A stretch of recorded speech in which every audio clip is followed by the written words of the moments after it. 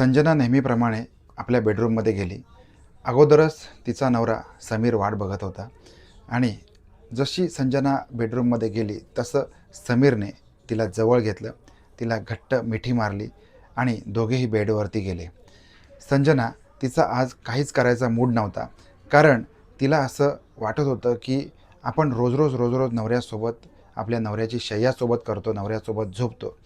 पण आज मात्र तिला विलक्षण त्रास होत होता. तिच्या पोटामध्ये दुखत होतं. तिला 4 दिवसापासून तिची मासिक पाळी सुरू झालेली होती आणि तरी देखील पहिल्या दिवसापासूनच तिच्या मासिक पाळीच्या तिचा नवरा तिच्यासोबत शरीर संबंध ठेवत होता. आता यांच्या लग्नाला 3 वर्ष झालेली होती. तरी देखील तिचा नवरा शरीर सुखासाठी हपापलेला होता.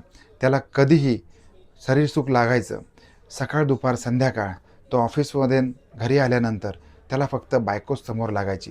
त्याचबरोबर एका रात्रीमध्ये 2 ते 3 वेळेला तो तिच्यासोबत शरीर संबंध ठेवायचा. तिला माहेरी देखील जाऊ द्यायचा नाही. कारण त्याला फक्त आणि फक्त बायको ही एक उपभोगाची अशी वस्तू वाटत होती. सुरुवातीच्या काळामध्ये संजनाला देखील सगळ्या गोष्टींची गंमत वाटत होती. कारण ती देखील नवी नवरी होऊन या घरामध्ये आलेली होती आणि आता तिच्या सगळ्या म्हणण्यानुसार सगळ्या गोष्टी चाललेल्या होत्या. तिला वाटलं होतं, की आज ना उद्या तिच्या नवऱ्याची कामेच्छा कमी होईल. तरी देखील तिच्या नवऱ्याची जी शरीरसुखाची इच्छा होती, ही काही केल्या कमी व्हायला तयार नव्हती. ती बिचारी कसे तरी दिवस काढत होती. आता 4-4 दिवस तिला नको होत होते आणि विशेष करून तिच्या मासिक धर्माच्या 4 दिवस जर का तिच्यासोबत शरीर संबंध आले, तर मात्र तिला विलक्षण त्रास व्हायचा. तिचं ओटीपोट, हातपाय दुखून यायचे. तरी देखील तिचा नवरा तिच्यासोबत शरीर संबंध हा ठेवतच होता आणि असं 3 वर्षापासून होत होतं. आता या सगळ्या प्रश्नांबद्दल बोलायचं तर कोणाशी, असा तिच्या मनामध्ये प्रश्न तयार झालेला होता. सरतेशेवटी अलीकडच्या काळामध्ये तिला खूपच त्रास होत होता. मासिक धर्म सुरू असताना तिला घरामध्ये उठून काही काम करवत नव्हतं. अशामध्येच तिचे सासू-सासरे देखील घरामध्ये होते. त्यांची उठबस देखील तिला करावी लागत होती. आता त्यांचं घर हे गावाकडे असल्यामुळे त्यांच्या घरामध्ये पै-पाहुण्यांची सुद्धा ये-जा चालू असायची.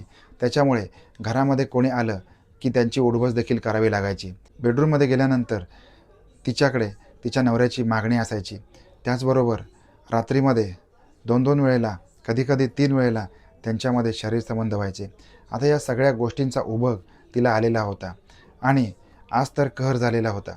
ती तिच्या बेडरूममध्ये गेल्यानंतर नवरा तिच्याकडे हट्ट करू लागला. हट्टाने सगळं मागू लागला. शरीर संबंधासाठी तिला प्रोत्साहित करू लागला आणि या सगळ्याचा तिला आता राग आलेला होता, कंटाळा आलेला होता. तिने आपलं अंग चोरून घेतलेलं होतं. तिचा नवरा तिच्या अंगाखांद्याशी खेळू लागलेला होता. त्याने तिला जवळ घेत बेडवरती स्वतःच्या कडेला बसवलेलं होतं. हळूवार त्याने तिच्या ब्लाऊजचे हूक काढण्यासाठी सुरुवात केली आणि त्याचे हात आता तिच्या छातीवरून फिरू लागले. तिला कसं तरी होत होतं. ती त्याचा विरोध करू शकत नव्हती. कारण ती गरीब घरातली होती. आपण आपल्या नवऱ्याला विरोध केला, त्याला राग आला, आपल्यामध्ये भांडणं झाली, तर मात्र आपण आपल्या माहेरी कसं जायचं, हा तिच्यापुढे प्रश्न होता. त्याच्यामुळे नवऱ्याकडून होणारे सगळे चाळे ती आता सहन करत होती. त्याचबरोबर मग हळूहळू त्याने त्याच्या बायकोचे कपडे काढायला सुरुवात केलेली आहे. साडीला हात घातलेला आहे आता ती परकरवरती निर्वस्त्र त्याच्यासमोर बसलेली होती. त्याने हळूच तिच्या परकराची नाडी देखील सोडलेली आहे आणि आता तिला आपल्या कडेला हलकेच झोपवून तो तिच्यावरती आरूढ झालेला आहे. आता दोघांमध्ये शरीर संबंध सुरू झालेले आहेत. संजनाने मात्र आता मान वळवलेली होती. तिचा नवरा तिच्यासोबत जे काही करतो तिथे निमूटपणे आता सहन करत होती. साधारणपणे 10-15 मिनटं त्यांच्यामध्ये शरीर संबंध चाललेले होते. ती विवळत होती, तरी देखील हा काही केला थांबायला तयार नव्हता.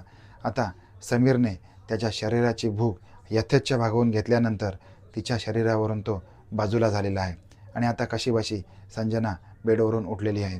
तिला आता रक्तस्राव देखील होत होता. त्याचबरोबर तिच्या मनामध्ये देखील अनेक यातना होत होत्या.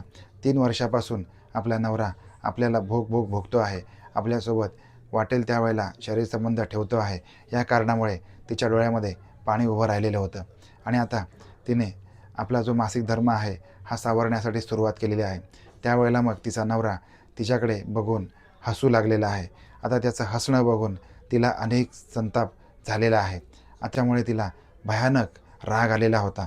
तिने तो सॅनिटरी पॅड आपल्या हातामध्ये जसा होता तसाच त्या नवऱ्याच्या तोंडावरती दाबलेला आहे आणि आता त्याला बेडवरती खाली झोपवलेलं आहे. ती त्याच्या तोंडावरती स्त्राव असलेला सॅनिटरी पॅड दाबून धरत आहे. आता त्याचा जीव कोलमरायला लागलेला आहे. तो सोड सोड असं म्हणायला लागलेला आहे. आता तिच्या ही गोष्ट लक्षात आलेली आहे. आपण संतापाच्या भरामध्ये आपण आपल्या नवऱ्याशी चुकीचं वागलो. पण तिला असं वाटलं, अरे इतके दिवस आपण याला सहन केलं, हीच आपली चूक होती. हा आपल्याला 3 वर्ष सतत भोगत राहिला. पहिल्या वेळेला जेव्हा त्याने आपल्यासोबत शरीर संबंधाची मासिक पाळीमध्ये मागणी केली, त्याच वेळेला जर का आपण त्याला विरोध केला असता, तर मात्र तो वेळेवरती सुधारला असता, असं तिला मनातून वाटत होतं.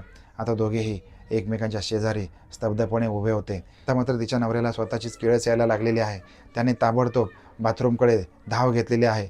आपलं तोंड स्वच्छ केलेलं आहे आणि विमनस्क अवस्थेमध्ये त्या बेडरूममध्ये येऊन बसलेला आहे. दोघे एकमेकांकडे बघत होते आणि आता मात्र तिच्या नवऱ्याचं आता हसणं हे बंद झालेलं होतं. तो तिच्याकडे बघत होता. तो तिच्याकडे बघत असताना संजना मात्र तिच्या नवऱ्याकडे बघून त्याच्या डोळ्यामध्ये प्रश्नाचं उत्तर शोधण्याचा प्रयत्न करत होती. याला पश्चाताप झालेला आहे का, हे देखील बघण्याचा प्रयत्न करत होती. आता त्याला कळून चुकलेलं आहे की हा सगळा त्रास किती भयानक असू शकतो, किती वेगळा असू शकतो. एक स्त्री या 4 दिवसाच्या मासिक धर्मामधून जात असताना फार मोठ्या प्रमाणामध्ये यातना देखील सहन करत असते. तर आपण तिचा रिस्पेक्ट केला पाहिजे. तिच्या सगळ्या शरीराच्या गोष्टींना मान दिला पाहिजे, असं त्याला मनोमन वाटलेलं आहे.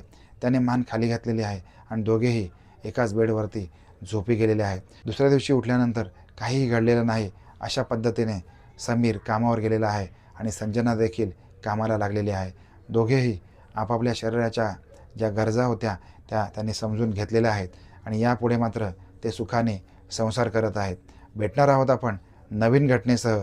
तोपर्यंत काळजी घ्या. धन्यवाद.